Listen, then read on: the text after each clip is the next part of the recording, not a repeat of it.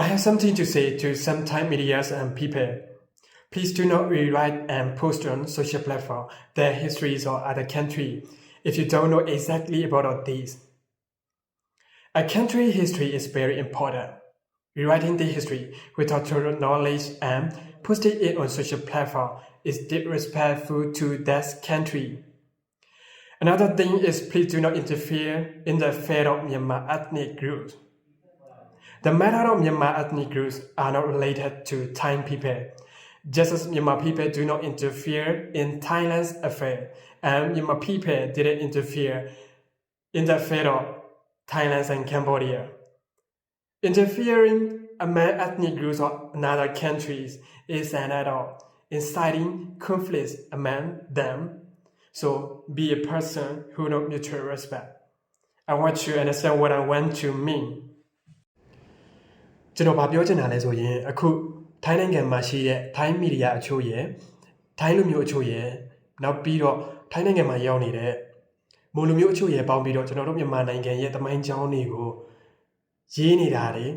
social platform တွေပေါ်မှာတင်းနေတာတွေကိုကျွန်တော်တို့တွေ့ရတယ်ဆိုတော့ဒီကျွန်တော်တို့မြန်မာနိုင်ငံနဲ့ပတ်သက်ပြီးတော့ပြောတဲ့သမိုင်းကြောင်းတွေထဲမှာသမိုင်းအမှားတွေမဟုတ်မမှန်သမိုင်းတွေကိုပြောနေတာတွေပါတယ်အထူးသဖြင့်ဗမာပြူရဲ့မဟုတ်မမှန်သမိုင်းတွေသမိုင်းမားတွေကိုသူတို့ထုတ်ဖော်ပြောနေတာတွေတွေ့တယ်ဆိုတော့ကျွန်တော်မွန်လူမျိုးတွေနဲ့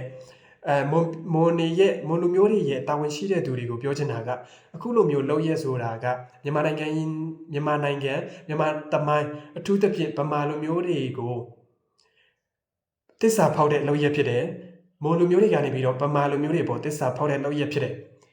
နောက်တစ်ခုကကျွန်တော်တို့ခေတ်အဆက်ဆက်ကိုပြန်ကြည့်မယ်ဆိုရင်လည်းရှေ့ခေတ်အဆက်ဆက်ကိုပြန်ကြည့်မယ်ဆိုရင်လည်းမွန်လူမျိုးတွေကထိုင်းနေနဲ့ပေါင်းပြီးတော့ဗမာလူမျိုးတွေပေါ်တစ္ဆာဖောက်တဲ့လောက်ရက်တွေရှိခဲ့တယ်ဒါကတမိုင်းတည်တဲ့သူတိုင်းတည်တယ်တမိုင်းဖတ်ဖူးတဲ့သူတိုင်းတည်တယ်ဆိုတော့ကြတော့ဒါပေမဲ့ကျွန်တော်တို့ဗမာလူမျိုးတွေကဒီပြီးခဲ့တဲ့မွန်တွေကထိုင်းနေနဲ့ပေါင်းပြီးတော့ဗမာလူမျိုးတွေအပေါ်တစ္ဆာဖောက်ခဲ့တဲ့ပြီးခဲ့တဲ့လောက်ရက်အတေကိုပြန်ပြီးတော့ဗမာကမှမွန်တွေကိုအပြစ်တင်နေတာမရှိဘူးဝေဖန်နေတာမရှိဘူးထိုင်းနေနဲ့ပေါင်းပြီးတော့ဗမာတွေကိုတစ္ဆာဖောက်လို့လည်းဗမာတွေကမှမွန်တွေကိုတိုက်ခိုက်နေတာမရှိဘူးဒါပေမဲ့အခုချိန်မှာထပ်လုံလာမယ်ဆိုရင်တော့အခုချိန်မှာဒီလိုမျိုးတစ္ဆာဖောက်တဲ့လောက်ရက်တွေထပ်လုံလာမယ်ဆိုရင်တော့ကျွန်တော်တို့အခုမျိုးဆက်ကနေစပြီးတော့နောက်ခေတ်အဆက်ဆက်မျိုးဆက်တိုင်းမှာမွန်နေနဲ့ဗမာတွေကြားမှာဗမာတွေအနေနဲ့ကလည်းမွန်တွေကခေတ်အဆက်ဆက်ငါတို့ဗမာတွေအပေါ်ထိုင်းနေနဲ့ပေါင်းပြီးတော့တစ္ဆာဖောက်ခဲ့တယ်ဆိုတဲ့အတွေးတွေနဲ့ထိုင်းမွန်နေအပေါ်ကိုမုန်းသွားနိုင်တယ်ဆိုတော့ကျတော့မွန်နေနဲ့ဗမာတွေနဲ့ကဒီလိုလုံးရက်မျိုးတွေမွန်နေအနေနဲ့ဆက်လုပ်နေမယ်ဆိုရင်ရှေ့ရှောင်မှာပရိပက္ခတွေအများကြီးဖြစ်ပေါ်နိုင်တယ်ဆိုတော့ကျတော့မွန်နေရဲ့အကြီးအကဲတွေနဲ့တာဝန်ရှိသူတွေကဒီအရာတွေကိုစင်ကျင်စေချင်တယ်နောက်ပြီးတော့ကျွန်တော်တို့ကမွန်နေကအခုလိုမျိုးဗမာတွေကိုတိုက်ခိုက်တာပဲဖြစ်ဖြစ်အပြစ်တင်တာပဲဖြစ်ဖြစ်ဝေဖန်တာပဲဖြစ်ဖြစ်ဒီလိုလုံးရက်မျိုးတွေကိုထိုင်းနေနဲ့ပေါင်းပြီးတော့လုပ်မယ်ဆိုရင်စဉ်းစားကြည့်လို့ရတယ်မွန်ဆိုတာကကျွန်တော်တို့မြန်မာနိုင်ငံမှာတသက်မပြည့်ဘူးဒီလိုတသက်မပြည့်တဲ့လူနည်းစုကတောင်မှဗမာတွေလို35တန်းကျော်ရှိတဲ့ဗမာတွေကိုပြစ်တင်တဲ့ဝေဖန်တဲ့တိုက်ခိုက်တယ်ဆိုရင်အကယ်၍ဗမာတွေကပြန်ပြီးတော့တုံ့ပြန်တဲ့အချိန်မှာမွန်နေဘယ်လိုမျိုးခံစားရမလဲအရာရာတိုင်းမှာက limit ဆိုတာရှိတယ်တီးခံတယ်ဆိုတာအတိုင်းအတာတစ်ခုပဲရှိတယ်အတိုင်းအတာကျော်သွားရင်တော့ဗမာလူမျိုးတွေကလည်းပြန်ပြီးတော့တုံ့ပြန်မှာပဲဆိုတော့ကျတော့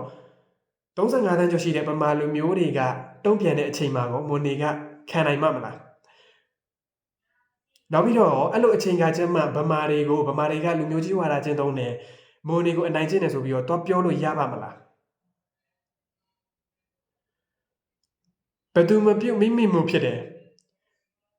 ဗမာတွေကိုပြစ်တင်တဲ့ဝေဖန်တဲ့တိုက်ခိုက်တယ်ခေတ်အဆက်ဆက်မှာပြစ်တင်တဲ့ဝေဖန်တဲ့တိုက်ခိုက်တယ်2021ကနေစပြီးတော့နိုင်ငံရေးအခင်းအကျင်းတွေစပြီးတော့ပို့ပြီးတော့တိတိတတ်တာပေါ်တင်တိုက်ခိုက်လာတယ်ပြစ်တင်လာတယ်ဝေဖန်လာတယ်အခုဆိုရင် social platform တွေပေါ်ဒီတက်ပြီးတော့ပြစ်တင်လာတယ်ဝေဖန်လာတယ်ဆိုတော့ကြတော့တတမ်းမပြည့်တဲ့မွန်လူမျိုးကဗမာလူမျိုးတွေကိုတိုက်ခိုက်တဲ့အချိန်မှာဗမာတွေကတီးမခံနိုင်တဲ့အချိန်ရောက်လို့တုံ့ပြန်တဲ့အချိန်မှာအဲ့ဒီခါကျမှမွန်နေအနေနဲ့ကဗမာတွေကအနိုင်ကျင့်တယ်မွန်တွေကိုဘယ်လိုလုပ်ပါလဲဆိုပြီးတော့ပြောလို့ရပါအောင်မလားဆိုတော့ကျတော့အခုကလေးကတိုင်းရက်လိုက်တာအကောင်းဆုံးပဲထင်တယ်မွန်နေလည်းဗမာတွေနဲ့ပတ်သက်ပြီးတဲ့သမိုင်းအမှားတွေကိုတခြားနိုင်ငံကိုတော့ပြောစရာမလိုသလိုဗမာကမှလည်းမွန်နေကိုတော့ပြီးတော့တိုက်ခိုက်စရာမလိုဘူးဒီနေရာမှာပဲရက်လိုက်တာအကောင်းဆုံးဖြစ်မယ်